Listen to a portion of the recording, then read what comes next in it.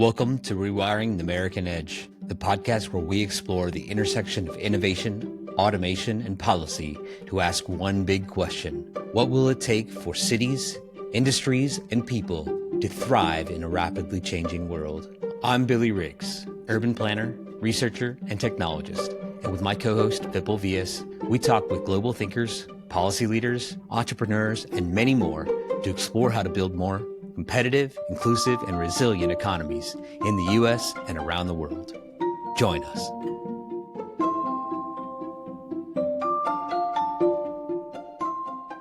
Well, hello and welcome back to Rewiring the American Edge. I'm Billy Riggs, and as you may know, this is where we explore the intersection of automation, innovation, with the things that matter in our cities, whether or not it's jobs, housing, autonomous vehicles, climate, the environment. And today we're going to talk with one of the most kind of radical activists that I've ever had the chance to learn from. Started out his career as kind of a housing advocate and has really pivoted over to really being someone who's been an activist in the sphere of environmental toxins and social justice and advocacy and pollution in the city of Louisville. Got the amazing and kind of, I think, revolutionary Dr. John Gilderbloom. If you haven't been able to catch up on our past few episodes, had some amazing discussions about staying calm despite the chaos, land use and transport, design at the intersection of curbs, and really introducing some concepts with regard to radical innovations of curbs. And we're going to explore a lot more about environmental design, which we want to really ground ourselves in the idea of designing future cities. Chip and I are going to explore a lot more of that because really designing future cities, there's a lot to be said about how AI can be used to accelerate the design professions in terms of innovating environmental solutions. There's a lot to be said about how AI and innovation can accelerate environmental solutions and helping to address some of the systemic environmental and social justice challenges that many of our cities face. And that doesn't mean throwing out the baby with the bathwater. As I say in many of my lectures, everything old is new. I say sometimes that we should get ecclesiastical. We sometimes have to draw lessons from the past, and some of the design solutions that we use today that the most elegant are simply signs and lines. They're simply planting more trees and making the environment softer and more porous so that we can do groundwater recharge, so that we can actually harness energy from the sun, that we can make things more renewable and more durable. But at the same time, lessons of technology and integrating that technology is really important. And that's what we're really focused on with this cool initiative at the Autonomous Vehicles in the City initiative. And that's what we're really focused on with this spin-off endeavor called Rewiring the American Edge. I've talked too much with this intro. Maybe it's time to introduce our esteemed guest, John Gilderbloom, urbanist, author, housing policy legend. Got the Hans late in life because I found out that family members suffered greatly during the Nazi war. My father-in-law was captured by the Nazis, escaped, fought with the English army for liberation. We actually visited the camp that they're going, or the concentration camp they're going to put him in. And then the other part of the Hans came from my older cousin, maybe 10 years older than us. And she is very famous. Her name's Hanneke Helderblom. That's the correct pronunciation of my name, Gelderblom. And she was 6 years old. And when the Nazis came in, and the Nazis would pick up the kids and pick up the adults and send them off to these camps. And they didn't have long to live. What's great about this story is 12 of them, Christian families, hit her. And then she grew up to become a city council member and then a senator for the Netherlands and advocate. And then when I first met her, there was this movie that came out called Sex, Drugs, and Democracy. And she was noted there as the Anne Frank that lived, and she's lived out her life in a crazy way and inspired me because she was all about, she rejected social, and she really liked libertarianism where people were free to do their thing, whether it was taking drugs or sex or whatever. So that's how the origin of my name is. It came out. So I adopted the Hans to honor her and her husband, who was also Hans. And anyway, I was born in the San Francisco Bay Area and in San Mateo. And it was my parents were, my mother was a heir of the Lauder Plumbing Company, which built a lot of houses in Burlingame, really downtown Burlingame. And she had a pretty nice life with a home in a summer home in Capitola, which they thought would be the next big thing, the next Santa Monica or something. It didn't happen. And then I grew up. Carla and I, say hi, Carla. Hi there. We grew up together. We went to the same church. We went to the same schools. She was a cheerleader. I was the mascot in high school. We were in speech class. We debated, and guess what? It's a man bites dog story, which is that basically we didn't like each other. We competed against each other. I was involved in a lot of politics, Earth Day, which was 1969, farm worker rights, and against the Vietnam War, because I didn't want to go to war for that. And Carla was more conservative in terms of her being raised and active. So the story is we just despised each other. Yuck. I mean, she'd see me and then she'd go home and take a shower. It's like, yuck. And I had long hair and everything like that. So initially, when I went to college, I was had terrible grades, and I went to junior college to study music, and I was bad at that too. I didn't have a good beat. I mean, some people thought I was good, but that's another story. So anyway, so I went to school at the University of California at Santa Barbara later, and graduated at the top of the class, straight A's, and worked with Richard Applebaum, Harvey Molich, Roger Friedland, Bill Bilby, Christopher Jenks, and had a semester or two with David Harvey. So it was pretty much urban thinking was really big at Santa Barbara, which is sort of the opposite because it had no real urban problems. It had nothing, it was just a very nice place to live. So went on, and during my time at the University of California, I applied for an internship accidentally. I just sent in an article about how landlords were ripping off tenants in Santa Barbara. I got hold of this data, and it went to Governor Brown, and Governor Brown says, you might want to hire this guy in housing and community development. And I went in there, and at the time they had a bill which was going to ban rent control, literally ban rent control, cities enacting rent control. And it already passed the Assembly, the Senate, and it was on the governor's desk. And I was asked to investigate it, not try to kill it, not try to veto it, just investigate it. And one of the things I learned from the people in sociology is gather the data and see if it's true or not. I, in a sense, saw that New Jersey had 103 cities with rent control. Boston had 5 cities with, I'm sorry, Massachusetts had 5 cities with rent control. Miami had a city. So I gathered all the data. I had a phone to use, and actually was sent out there. New Jersey was very forthcoming, and they gave us all this data on housing construction, maintenance issues, taxes issues, and so on.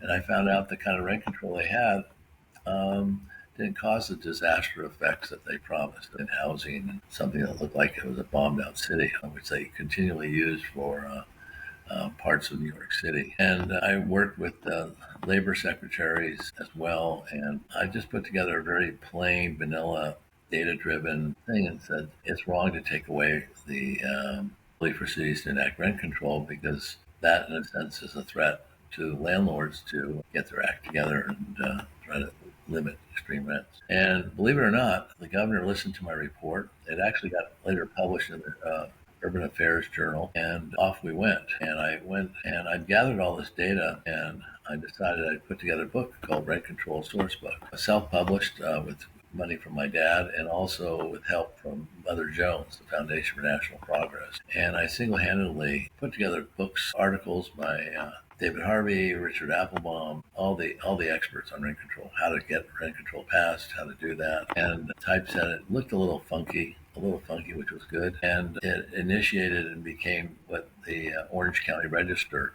was, which was at one time the third largest newspaper, the Bible of the renters movement.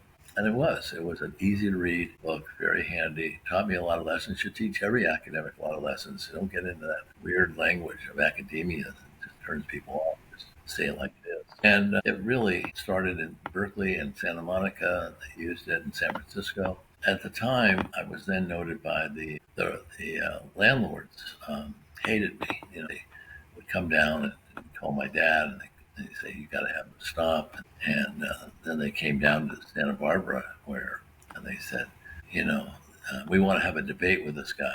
This guy's dumber than a mailbox. He's nothing. He's a zero. And if he doesn't stop writing this stuff, we're going to get him.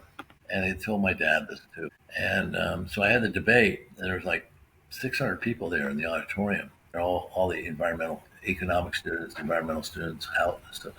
It was just me with my long hair going against this guy with a suit and tie, and I killed it. I crushed it, and it was a big article in the newspaper how this young graduate student just killed it. At the same time, though, I was thinking, oh, this is pretty cool. But the threats were real. And as I talked about in my Facebook page, one time I got a knock on the door in my Isla Vista place right above a Mexican restaurant, which was very noisy. And there was a guy with a gun. And he said, we're tired of your shit and no more. And he told me to get down on my hands and knees. It all happened in 15 seconds or so. And he put the gun to my ear and shot me. And I sort of blacked out, or I don't know, I did what you should do when a dog feels death. Faked it. Faked like I died. And he ran away. And I stayed there for minutes on end to make sure he was gone. And called the police, and the police said, well, there's nothing here. And I said, well, he shot me in my ears, killing me. and so we concluded it was probably a gun with a blank in it. And so anyway, life goes on, and I had some hearing loss and some eye loss. So anyway, I was told that basically I could never get a job in academia because of my book and my articles on rent control, because sociologists don't do that sort of thing. And I did get a job offer at UC Berkeley to interview, and that didn't go well. And then Bakersfield. And then finally, there were jobs in Wisconsin and Louisville and Houston, and they really wanted this rascal.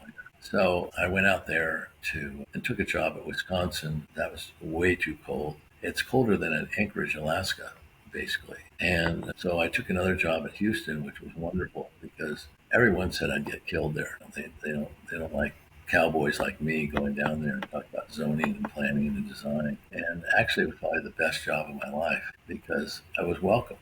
They say, hey, yeah. And so we worked on this little proposal, which was housing for disabled and elderly people. And we got $80,000 from the city council. And we put it together. I worked with Rosenrod and Bullard. We interviewed 2,000 people, and we put together a report again, pretty much plain vanilla. Here are the facts, and you're going to need rails, you're going to need ramps, and get people out of the nursing homes, get people out of their homes. You don't need attendance. But it was pretty much a powerful thing, which of all people, the woman that championed me, Eleanor Tinsley, was a well-known Republican with close ties to George Bush. And she used the report to convince George Bush to pass Americans Disabilities Act. And I knew it. I knew about disability because my godfather was in a wheelchair. And then later in life, my dad was in a wheelchair. How difficult it was. I was very proud of that because, every time I drive up to a grocery store or get on an airplane, I can see all the special accommodations people are making for people with disabilities. And it makes me happy. It makes me feel like, yeah, that's a really good thing. The left wasn't so happy about it, though. They said, we should be talking about the working class and fighting for them and socialism. So we did that. We got a couple articles out, and that made me pretty proud. And then I decided to switch gears and go to Louisville because I don't know, should I tell the story? No, don't tell the story about the guy. So anyway, I went up to Louisville, and I was really attracted there because they had all these old Victorians, the same people that built, or the same styles as San Francisco and Chicago and New York and so on. They had this cheap things, and I bought a little 3-story Victorian, and it was 30. I couldn't believe this was 1988, and my whole joy in life was to fix it up, physically fix it up with hammers and nails. Learned a lot not to use your credit card to do this stuff. Anyway, it was with my late wife. She said the greatest joy I think we ever shared together was renovating a house. And she said that was just great. You're in the zone. And at the same time, we were so happy we got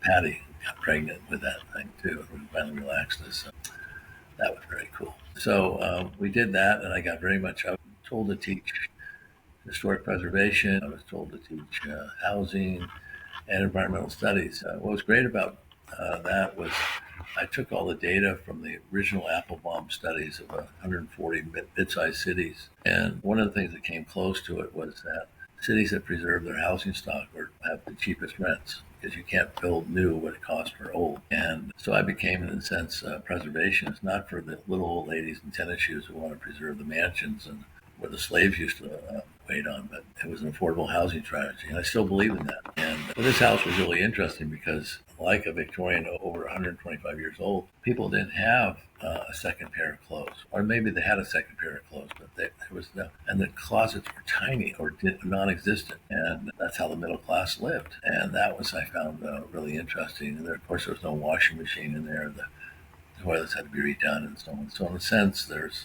the argument that it doesn't have a lot of the things that we like to have to keep the cost of housing down. But people like New Orleans, people still live in the shotgun houses. They don't have any air conditioning, but it sort of cools itself by itself. So I got involved in that, and my book came out, Rethinking Rental Housing, which got great reviews. Still is the second most cited book or article next to the articles we've written, and which is really cool. I just had they had a great data set of 160, maybe it was 160 neighborhoods in Louisville that I could look at. And then, of course, we had the data set of 144 mid-sized cities. We continued churning it out, and we were inspired, I think, by the new urbanism and its arguments about people creating health and wealth by walking and riding bikes. And so we were able to look at that. And I think the other thing, of course, was that Pete Buttigieg, who was the former former mayor of, what was it called? And he called me and said, we want to fix the downtown. We want to use your study and convert the streets to two-way and justify it.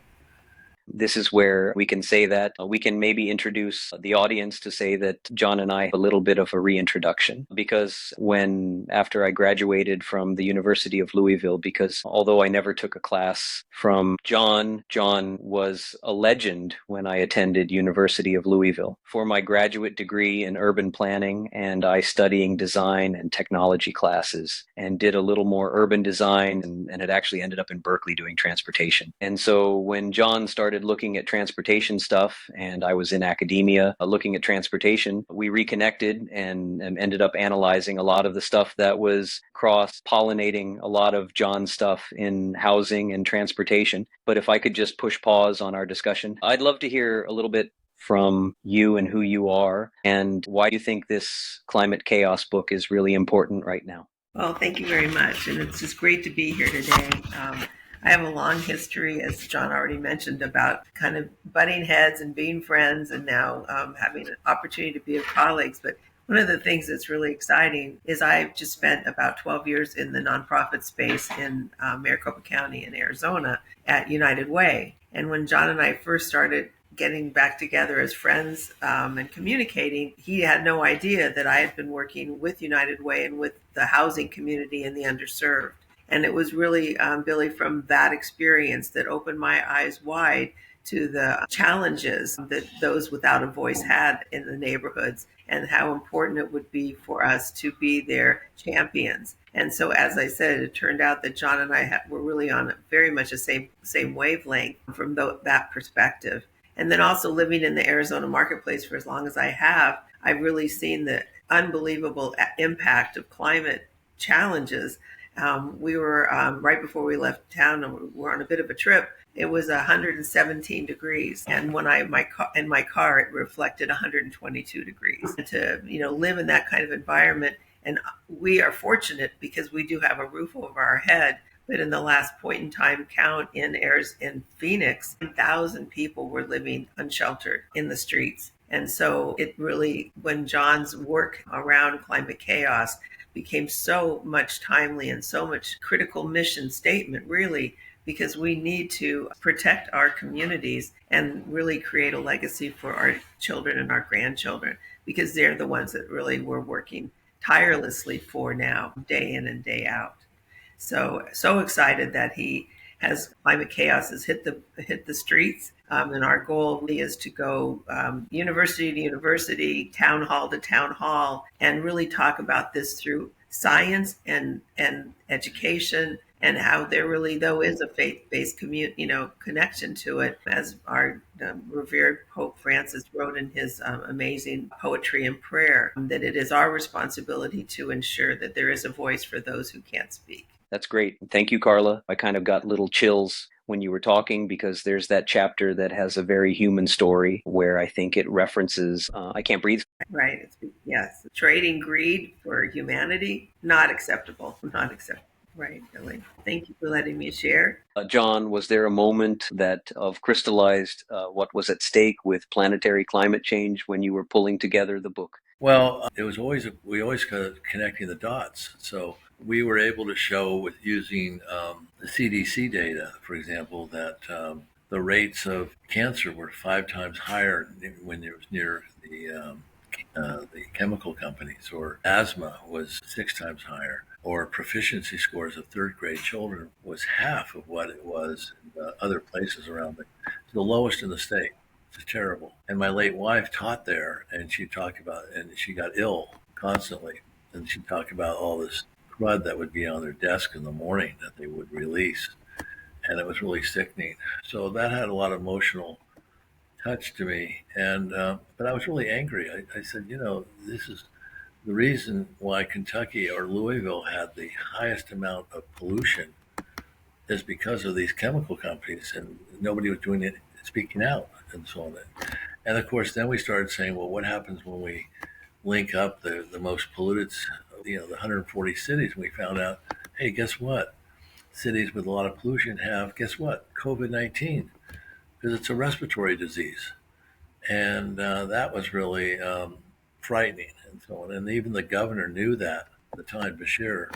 He knew that it was related to pollution, but wouldn't do anything. And the city council knew it was related to pollution, wouldn't do anything else either. So when you talk about what sparked it, it's just like we did these continual studies. We did walking studies. We did one-way and two-way streets. And by the way, our work is finally, without much acknowledgement, the city of Louisville is completely converting all the one-way streets to two-way, finally. I mean, they've done some talk about it. We've done some studies about it, you and I, but making for a healthier environment. I get it, but it's way too late, because with the riots and people are scared to go down to Louisville, the vacancy rates of big buildings down there on Market and Main Street were posted by Steve Weiser, and they were like 80%, 90% vacant, 100% vacant. The Humana building, they've left, gone. And now they're trying to convert some of these buildings into housing and so on. Downtown is like dead. The theater, which was the revered theater that was there, there's hardly anything showing. People like to go to, and well, for example, when Amazon posted they wanted to have a competition for where to locate its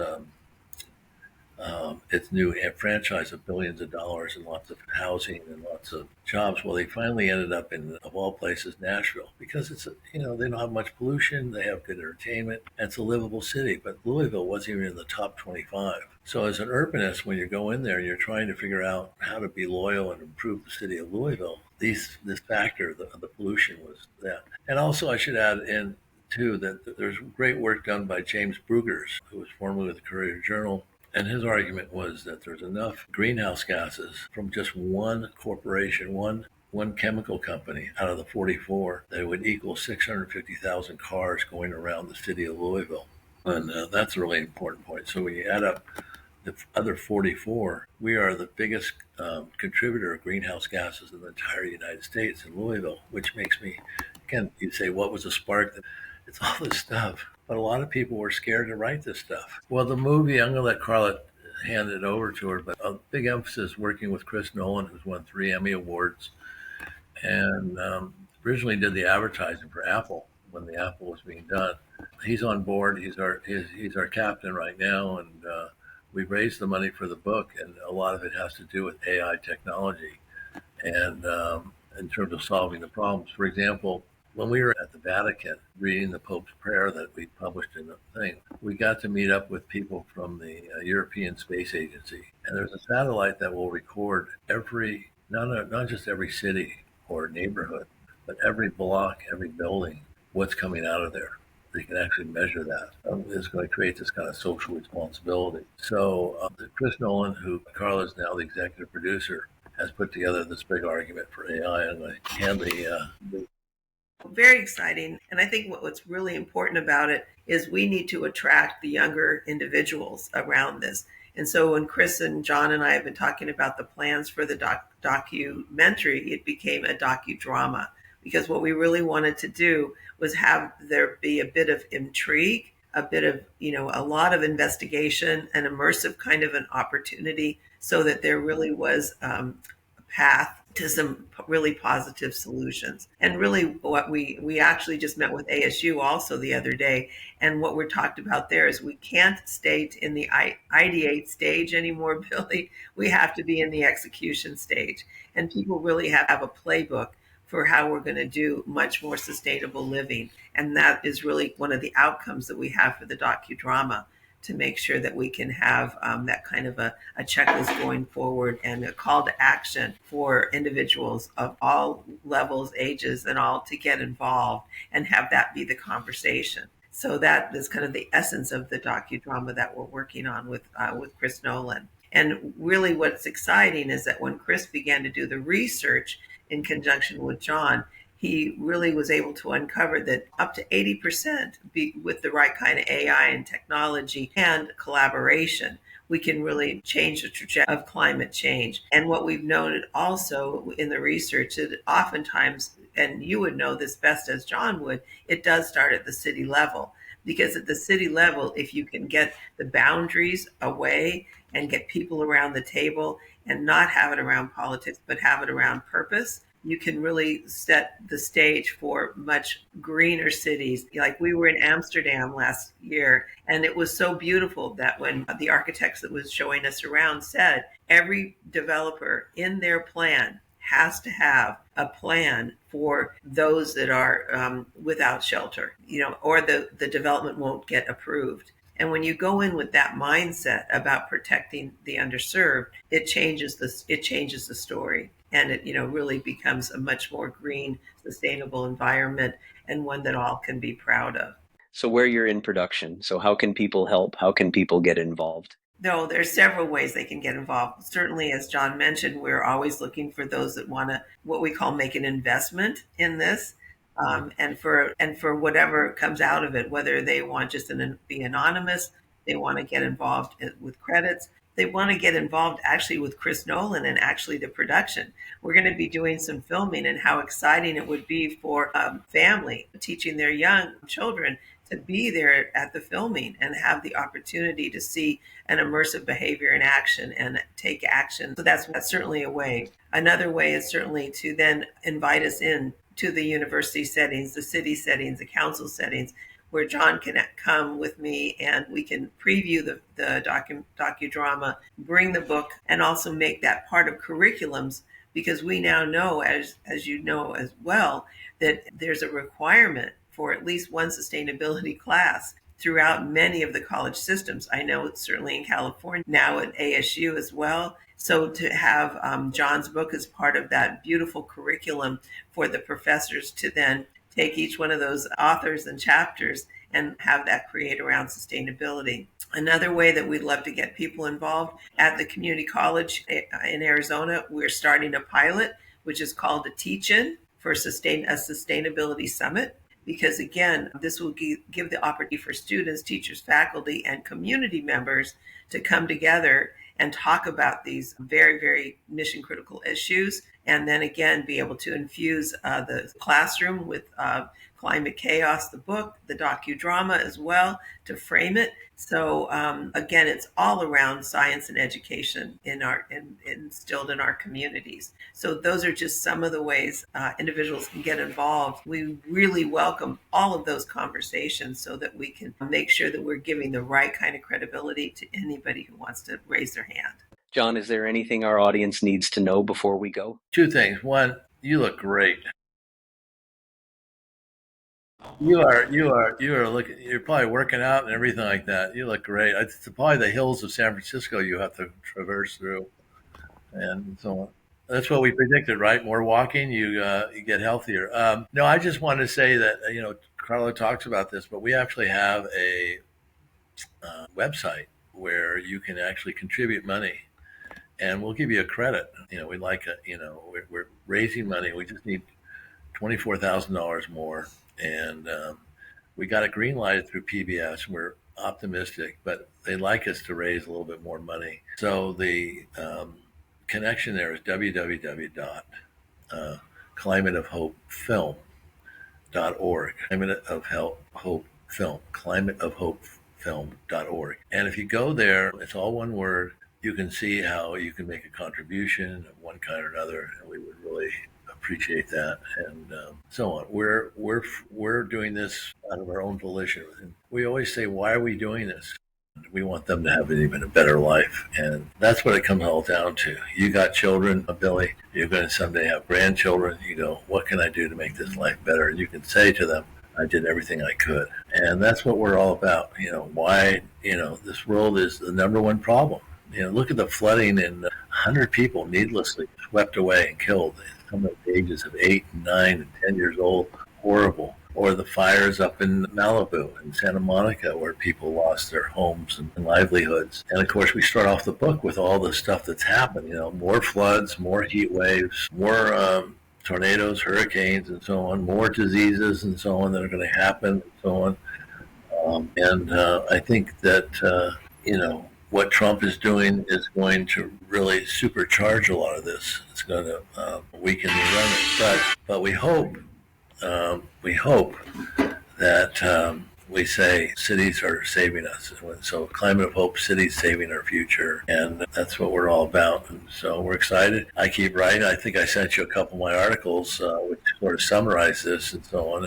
We're out there getting it out. Send it out, Thank you, John. Thank you, Carla. Really appreciate you joining us. You can find John's book, Climate Chaos, out there wherever you find books. We will put the link in the resources. And of course, we will also put the info for Climate of Hope out there for you to check it out as it comes to light. If you like today's show, feel free to subscribe, share it with all of your friends. We are sponsored by the Autonomous Vehicles and the City Initiative. Check out all of it in the notes. Until next time, keep innovating boldly, building the future that we all can thrive in. Thank you, John. Thank you, Carla. All the best.